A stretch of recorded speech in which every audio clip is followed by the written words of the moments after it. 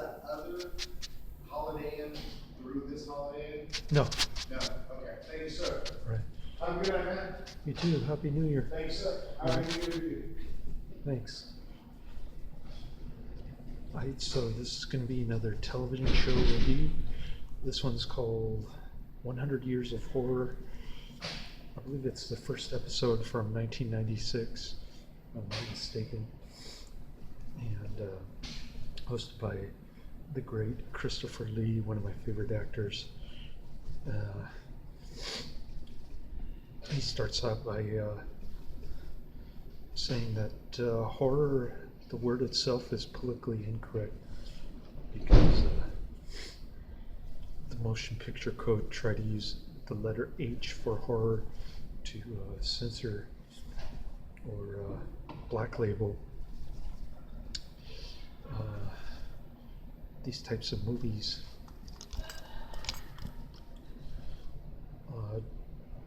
From 30s until the 50s, I believe. So he's saying thriller is probably a better description of these movies, something like that. He uses a bunch of adjectives, none of which are horror, to describe these movies, and that's how he starts off. Then he kind of switches gears back and forth, kind of hitting on each subgenre. It's a great flick. It's not a flick, it's a television show, I guess, but it's 2 hours long. It's quite long, and a lot of the movies I have seen, a lot of them I haven't seen. It's got a bunch of famous actors, and yeah.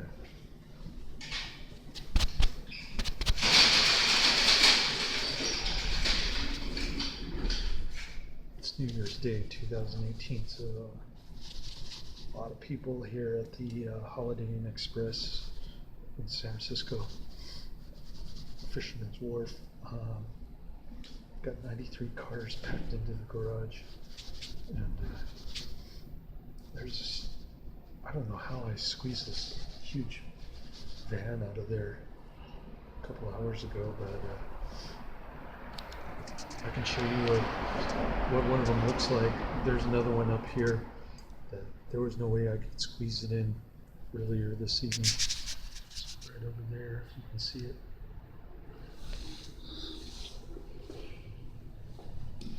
Yeah, there it is. This thing's huge. There's no way that I could have packed that in there. Anyways, getting back to the television show, kind of touches on the dinosaurs and Dracula, the Mummy, Frankenstein, all the gothic horror monsters.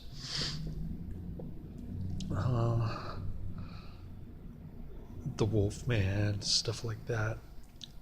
And he goes into some of the more modern movies like The Exorcist, and even delves into Dario Argento, Mario Bava.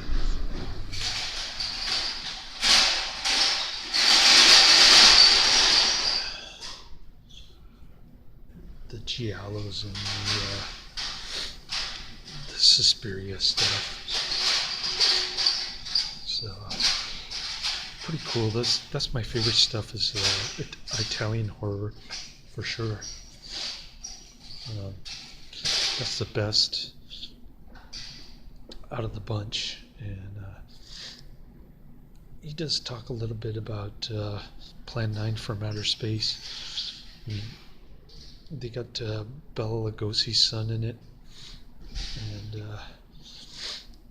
the only thing I didn't really understand is, why is Hugh Hefner in this? Just because Hugh Hefner owns Playboy, he's an expert somehow on the horror genre. And if it isn't horror, why did they put horror in the title? that was a little puzzling to me. I wasn't too interested in Hugh Hefner's opinion. Honestly, I couldn't understand what he was talking about when he said, "Don't mix sex with violence."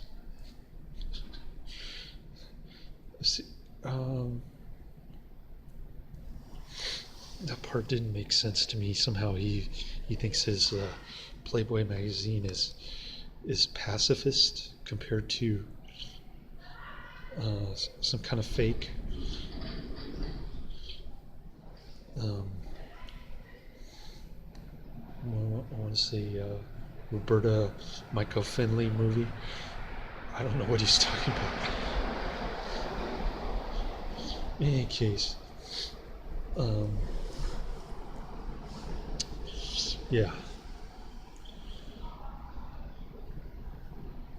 I think his opinion was out of place in that regard. But I'm giving it 5 out of 5 stars. Highly recommended. Check it out. And try to see if I can find it on YouTube. If it's even on there. Yeah. My body feels tired, but I drank the red line and I slept a lot. So, anyways, it's the DVD player screen is cracked, so I gotta take it in Best Buy under warranty. The portable DVD player, if you can believe that. I think Best Buy is open today on New Year's Day, and gotta work like 13 hours today, so I'm gonna be pretty tired, but I'll get good rest for tomorrow after I'm done taking this thing into Geek Squad, doing a little grocery shopping after my second job, which should be later this afternoon. But yeah, I haven't slept since was it 10 o'clock, so I'm a little tired, but people are still yelling here in San Francisco. Bunch of drunk people, people smoking pot and stuff. It's the first day of the pseudo-legalization. I guess people figure they can get away with anything now. And they probably can, because the cops or the Keystone cops are rather lackadaisical around here. Cars broken into and whatnot. Windows getting smashed. It's pretty crazy, man. Diapers getting stolen. $100 diapers at Walgreens. Everything's expensive around here and crazy. So, anyways, getting back to the television show, what else can I say about it? A lot of cool black and white movies in this one, which is kind of a pleasant surprise. They talk about 3D, they talk about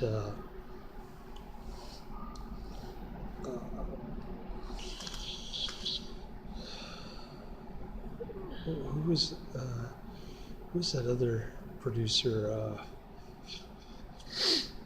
who did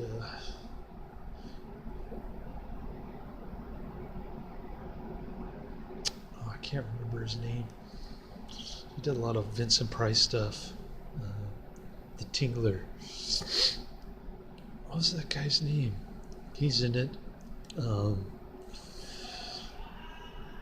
Yeah, it's a really good overview of horror. Of course, it doesn't encompass everything, but it is rather long, 2 hours, so it does encompass a lot. Like I said, a lot of the movies I haven't seen, unfortunately, so maybe I'll get around to watching all of them, but I doubt it. I will in my lifetime. So, anyways, pretty cool little television show there. Hey, good morning. Good. So, Yeah, like I said, check it out. Highly recommended. That's the end of my review. Laters. Oh, William Castle is his name. God, I couldn't remember his name. William Castle. Yeah. He did The Tingler, which is a great flick. Mr. Sardonicus, another great flick. House on Haunted Hill, another great flick. 13 Ghosts. I've seen a lot of his stuff, but still have a few more to see. So got those on my Netflix queue for a few years down the road. I got another horror documentary DVD to watch, so I'll be checking that out next. And I forget what's next up on my Netflix queue. I think Born of Defense, which I've already reviewed for my son, but my DVD is cracked, so he won't be able to watch it on my DVD player. Anyways, he was watching a bunch of old Golden Harvest Chinese kung fu movies. He said he didn't like it, so he ended up taking a couple naps in between. But he sat through the whole thing, which is kind of surprising.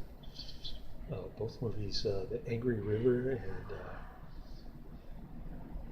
something else. I forgot the other movie. But yeah, he finished Circle of Iron too, which is kind of cool. Anyways, not much else going on in this.